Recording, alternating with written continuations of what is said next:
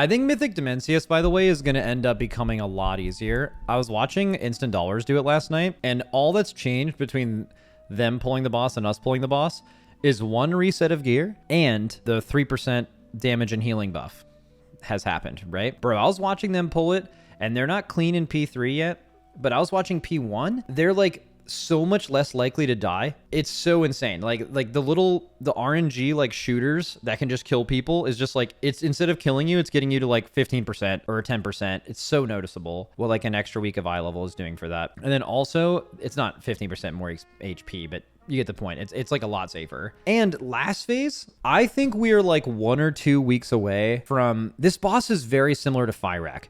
Like, Fyrak was insanely hard, but it was so backloaded, and like basically the fight just got nuclear hard at the end, right? If you watch here. So this boss is like, this part is... Oh, I don't know why the quality is so bad. This part is not that bad. This part is all not that bad. This part is all not that bad. Difficulty of an end boss, like basically every part of Dimensius, every single part of Dimensius is harder than everything that has happened so far in Fyrak up to this point in the fight. And then you get to after the last thing here where you have 8 seeds, and this is like it just exponential difficulty increase, and this is what made Fyrak. If you didn't have to do the last like 8% of the boss HP like this boss minus 100 pulls or more. This boss that we just did is very similar, where I think this boss is naturally going to nerf itself quite significantly because this fight up until this point, so P1, massively easier with gear, like massively easier. P2, massively easier with gear. Although there is still a good like positioning requirement for the moves and stuff, but you're going to kill things so fast with gear that it won't matter.